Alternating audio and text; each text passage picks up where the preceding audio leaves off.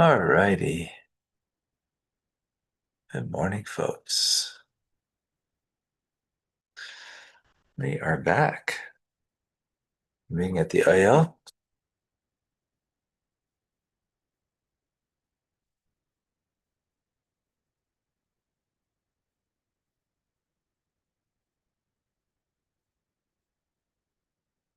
So we are learning the Mimer, the Hasidic discourse that the Rebbe said in 1962. So that's 63 years ago.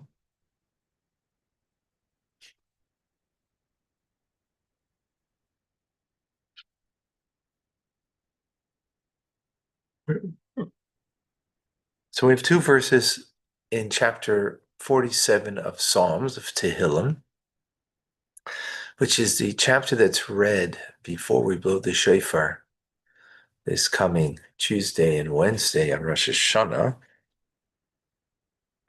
We read it actually 7 times um, before the blast of the shofar that we hear. And the speaks about God choosing. He's choosing to have his presence in us. Simple meaning means the holy temple,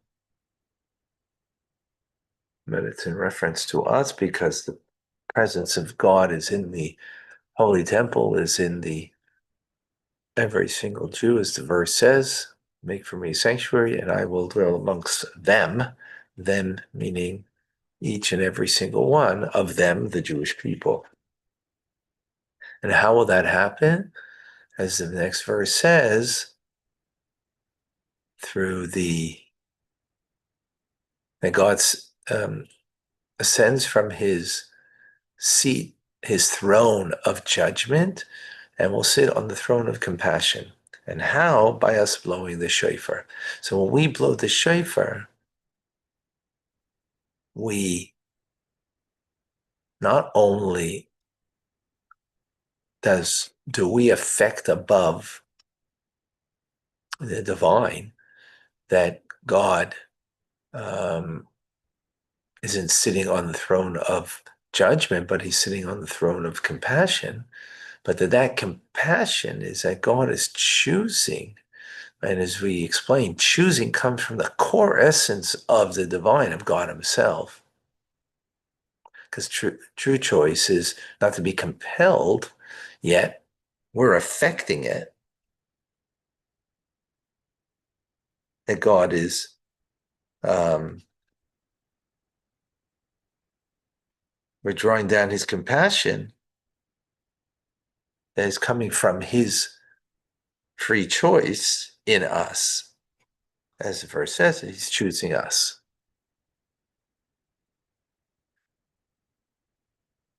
So, I think that's what we learned till this point.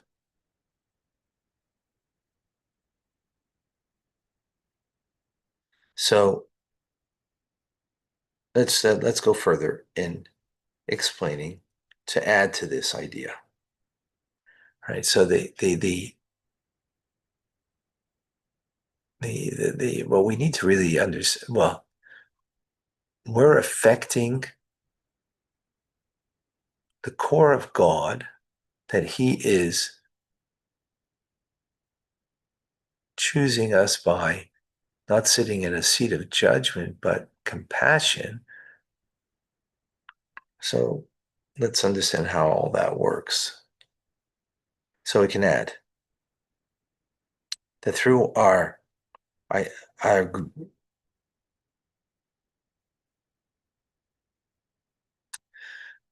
um, to this understanding, again, the novelty over here is to usually when we speak about us doing something here and we awaken something up there, It's reaching a place that we can touch. But the core essence of God, that he's not compelled by anything, that we touch that, means we're touching something that cannot be compelled. Right? That needs further understanding, elaboration about this idea. I mean, it's pretty awesome that this is what we can touch in the divine, a place that we usually can't awaken.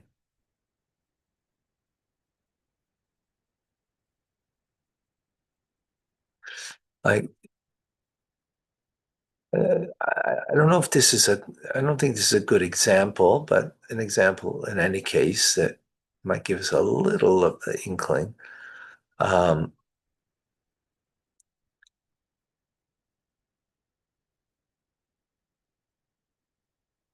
um, you can try to bring a person, meaning you're awakening a person, a new understanding of things, because you can give them new perspective, right?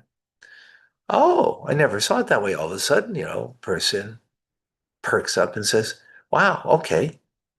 So you can awaken that in somebody. You can awaken an emotion in them that they might not have had based on maybe a new perspective, or maybe, they've always experienced the harshness and now you're showering them with some love, and all of a sudden you awaken in them a positive response, instead of the usual negative response, emotional negative response, right? You can awaken that. How do you awaken in somebody to want something where they even understand the good of it and therefore should want it? They even feel something positive towards it, but just don't want. That's a harder thing to awaken in somebody else. How do you awaken even more so that someone should have pleasure in learning Tanya, in learning Chassidus, in whatever? How do you awaken? How do you do that? See, they have to. I mean, you could do that by learning with people, and that awakens them. So that's the truth, right? You learn Torah with them, so that. But that's because, and that maybe fits in with this. So you really can't awaken that in a person, and they have to awaken that within themselves if they want.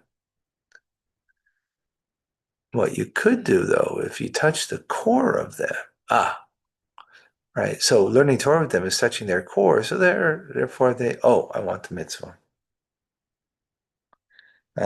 Yeah. So similar over here. How do you touch the core in God? A place that has to come from Him. Can't be that we touch that. Right. So that's the point. Yet we do. Going straight for touches that. And we need to, for further elaborate, understand this idea. So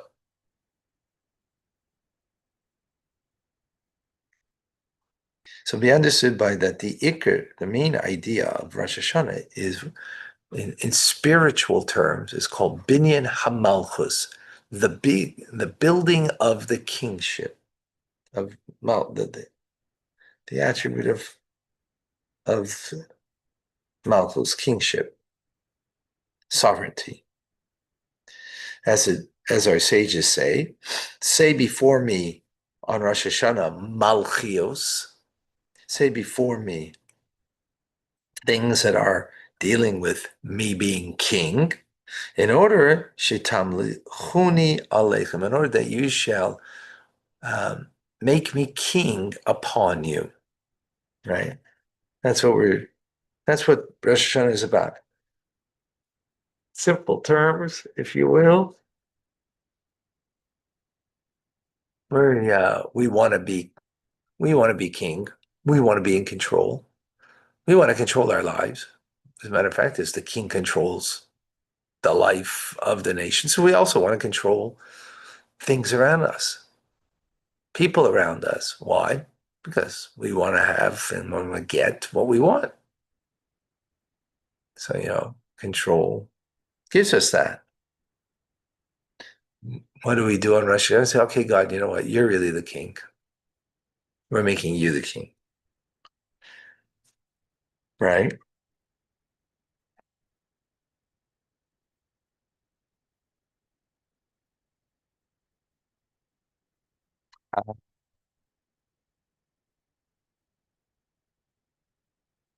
Okay, so that's the theme, but we know that the mitzvah of the day is in shofar.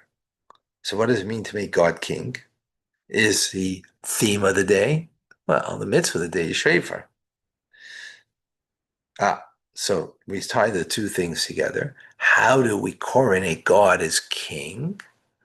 Is through the blast of the shofar. As actually our sages say, and how do we coronate God as king? Because it's our sages say before me things about kingship. And then as our sages say, how do we accomplish it? But with shofar.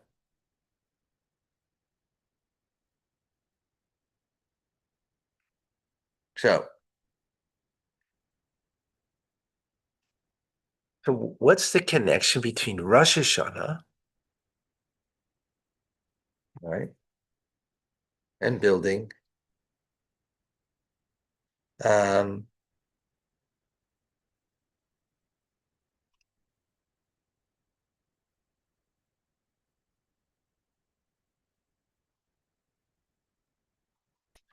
what's the connection between Rosh Hashanah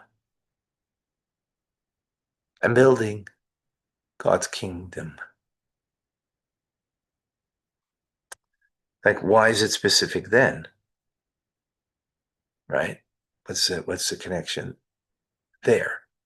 So that's a very lengthy and engaged idea, and I am uh, behind schedule right now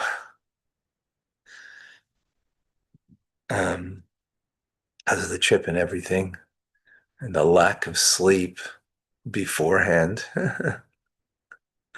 So we're going to end over here, and we will continue, God willing, tomorrow. All right. Thank you. Thank you, folks.